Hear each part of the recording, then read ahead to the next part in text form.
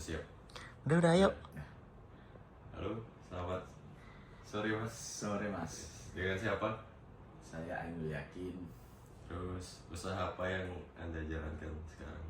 Untuk sekarang ini saya jualan hijab. Jualan hijab. Jualan hijab. Udah berapa lama? Jualan hijab itu saya mulai 2019. 2019, sekarang 2024. 25. Sekarang 6 tahun. 2025. Iya kurang lebih dari Sudah lama ya mas. Ya lumayan. Terus bagaimana anda menerapkan prinsip etika kepemimpinan di usaha anda? Yang pertama sih ya nggak ada yang ini sih mas. Ya jalan gitu aja sih. Kalau untuk saya ya kalau di usaha saya ya mungkin beda orang kan beda cara atau beda tata juga dari setiap usahanya.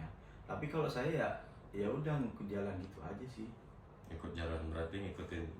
Iya ya kalau misalkan ada yang kurang ntar kita diobrolin baik-baik lagi Sama anggota. Iya sama yang kerja. Terus kalau misalnya dalam suatu usaha itu ada konflik, itu cara menanganinya gimana mas? Kalau ada konflik yang pertama sih kita ya kumpul. Ya katakanlah kalau misalkan di perusahaan itu meeting lah. Tapi kalau di kita kan yang ngumpul, sharing, problemnya di mana, itu kan jadi dari meeting itu tadi kan ketemu problemnya di mana, terus dari situ intinya kan naik turunnya omset juga dari situ mas nanti jadinya. Pasti diadakan meeting setiap bulan sekali. Iya paling enggak ya diadakan lah.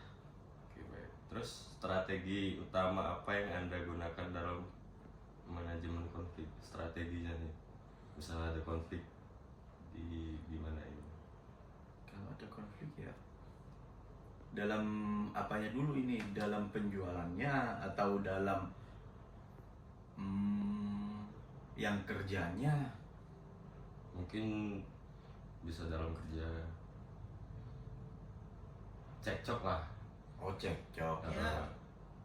Tinggal ini aja sih ke orangnya yang bersangkutan ya. langsung diomongin gitu. Diomongin langsung ke yang bersangkutan. Terus bagaimana proses pengambilan keputusan yang anda lakukan dalam menghadapi situasi kritis yang berdampak pada kelangsungan bisnis? Jadi Berarti intinya kan berdampak ke ketika bisnis omsetnya ngedon ya, lah. omsetnya turun. Turun. Ya omsetnya turun. Kalau saya sih dilihat dari penjualannya ya pasti kan omsetnya turun itu karena apa?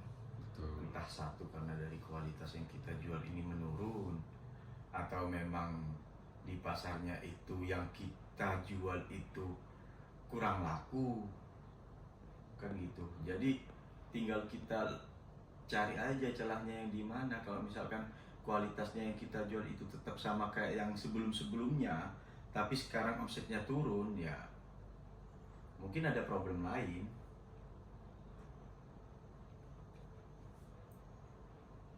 Terus bagaimana anda memastikan koordinasi yang efektif dalam organisasi untuk mencapai tujuan bisnis yang telah ditetapkan?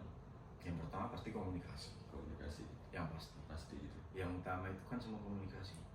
Komunikasi baik. Mudah-mudahan usaha Semuanya lancar. Iya. Terus apa bentuk laporan pertanggungjawaban yang anda gunakan untuk memantau dan melaporkan kinerja organisasi secara berkala atau kinerja usaha secara berkala? Yang intinya itu kan kalau saya sendiri itu yang pasti setiap toko tutup itu ada laporan. Oh, setiap hari itu Setiap pasti hari ada. ya, pasti ada. Jadi untuk penjualannya hari ini berapa, omsetnya berapa, gitu. Jadi untuk ngitung omset itu dalam 1 minggu saya itu ngitung semua barang mas. Jadi barang masuk itu kan dihitung satu-satu tuh. Ya. Katakanlah satu model itu ada 10. Ya itu nanti penjualannya itu dari situ kita lihat tiap harinya itu yang laku apa. Yang kedua, ketika sudah laporan itu tadi, dalam 1 minggu itu nanti dirangkum penjualannya itu yang laku itu. Yang paling ada- laku. Nah, Terus yang paling laku nanti di paling banyak di restoran itu. itu nanti yang katakanlah yang lagi ngetren lah ya. Ya. Yang lagi ngetren itu ya itu yang mungkin bisa ditambahin nanti barangnya lagi. Oke. Terus ini, apa bentuk reward yang Anda berikan kepada karyawan dan bagaimana reward tersebut membantu meningkatkan motivasi serta produktivitas mereka? Saya satu mas, Apa? kita sebagai owner kita harus royal Royal. dan yang kerja harus loyal. Udah, Kalau boleh tahu punya berapa banyak karyawan, Mas? nggak banyak sih mas, karena memang ya tahu sendiri kan sekarang penjualan semua hampir sama. Yang penting ada aja dulu jalan ya kan. Walaupun yang kerja ini nggak banyak, yang penting muter aja dulu. Tapi strateginya kita sebagai owner harus royal dan karyawan harus loyal ke kita. Udah itu poinnya. Terus bagaimana cara Anda menangani kesalahan atau pelanggaran yang terjadi di usaha dan apa dampak punishment terhadap kinerja tim secara keseluruhan?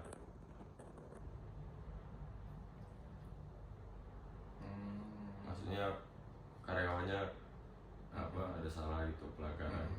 Ya yang pasti pertama kita dulu lihat kesalahannya seperti apa. Fatal enggak. Kalau misalkan nih udah di tengah-tengahnya antara fatal sama nggak terlalu fatal ya, pertama yang pasti mesti maafin. Kalau sampai fatal ya sudah Dikeluarkan. Iya. Untuk sekarang selama dari 2019 sampai 2025 itu Apa ada yang kayak gitu? ya Pernah sih mas. pernah. Ya namanya juga usaha ya kan. Namanya juga dagang ya, Mas. Namanya juga dagang. Terus bagaimana Anda menciptakan visi dan misi yang mampu menginspirasi tim untuk bekerja sama mencapai tujuan bisnis? Kalau di saya itu nggak terlalu sampai sedetail itu. Karena mungkin satu ya cuman bukan perusahaan gede ya kan, cuman jualan hijab, tapi setidaknya mereka tahu lah apa yang harus mereka lakuin tanpa perlu harus ngasih visi misi kan. Intinya gimana kamu jualannya banyak, omsetnya gede, udah. Terus apa pelajaran terbesar yang Anda dapatkan dari kegagalan dalam bisnis dan bagaimana hal tersebut mempengaruhi gaya kepemimpinan Anda? Apa sebelum buka hijab ini ada usaha lain terus gagal gitu? Enggak, dulu saya itu 2017 itu buka hijab, gagal. Habis itu 2019 buka lagi sampai sekarang. sampai sekarang. Terus pelajarannya yang didapat dari pas kegagalan itu apa, Mas?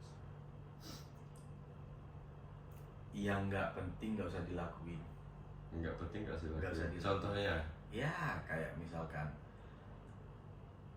kita mau beli sesuatu, terus kita masanya masih merintis ya kan, otomatis untuk pemasukan kan ngambil di situ semua. Dari omset pemasukan omset pembelian kita. itu tadi. Nah intinya itu output sama inputnya itu nggak sesuai, nggak member lah. Jadi ya itu yang poin utama. Jadi maksudnya uang modal dipakai untuk pembelian yang lain. Nah ya itu Gitu. Oke. Terus apa saran Anda untuk mahasiswa yang ingin memulai bisnis, khususnya dalam pengembangan spiritual quotient dan membangun kepemimpinan yang berkelanjutan? Ini saran Anda untuk mahasiswa yang ingin memulai bisnis gimana? Sarannya apa? Sarannya sih kalau dari saya sendiri, yang pertama harus benar-benar tahu apa yang harus mau dibuka usahanya, Ya, bukan cuman baru tahu terus langsung buka langsung buka ya itu, kan, celahnya belum ketemu. FOMO lah gitu. FOMO. Ya. Yang kedua, maksimalkan marketing yang ada. Intinya marketing itu sekarang kayak zaman sekarang media sosial, Ya, TikTok, TikTok, Shopee gitu ya. endorse Harus itu. itu, harus itu dimaksimalin karena emang zamannya bukan zaman kayak yang dulu, zamannya sekarang media sosial. Terus Mas menerapkan itu juga Rencananya sih ada ke situ. ada ke depannya. Iya, Untuk cuman sekarang belum. masalahnya kan semua ini kan intinya kan influencer. Mm-mm. Dan influencer itu pun harus dibayar. Yang mau bakar uang ini masih belum ada. Belum ada. Tapi pengen dicoba sih nanti. Terus sarannya untuk mengembangkan spiritual quotient dan membangun kepemimpinan yang berkelanjutan. Ya. Kalau saya sih nggak terlalu ini mas. Ya. Soalnya Mas jarang di kota Mas ya. Kayak jarang ya. Saya iya kalau ini sejarah di kota saya sendiri yang tempat saya usaha ya kan. Ya. Tapi ketika saya itu ada di Surabaya, saya kan dari Surabaya kan. Ada di toko ya saya nyamperin ke toko. Ya biasa normalnya kita jualan kan, kita nyamperin ke toko. Tapi nggak terlalu ini sih mas. Jadi mungkin saya nggak terlalu kayak yang perusahaan-perusahaan gede ya kan. Karena lebih ke UMKM mungkin kan. Jadi ya sudah buka toko, kita jualan lagi. Terus entah nutupnya toko, kita dihitung pendapatannya berapa, yang keluar apa aja. Tinggal nunggu nanti tiap hari itu kalau misalnya kan itu dihitung nanti 1 minggu itu ngitung barang yang keluar, 1 bulan itu kan nanti ada rekapan mas. Ya, rekapan bulanan itu. Rekapan bulanan. Jadi ketemukan nanti per 1 tahunnya ini gimana. Gitu aja sih mas kalau menurut saya. Jadi kalau untuk yang kata masnya tadi itu Bisa untuk saya nggak dalam tahu. bidang kepemimpinan gitu. Karakter kepemimpinan Masnya itu gimana ya? Apa tegas? Enggak sih, biasa aja sih mas.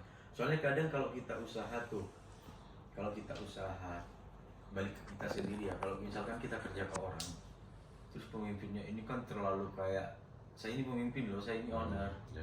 Jadi nggak nyaman aku yang kerja. Iya kan? Beda-beda kan Nah, kasta gitu.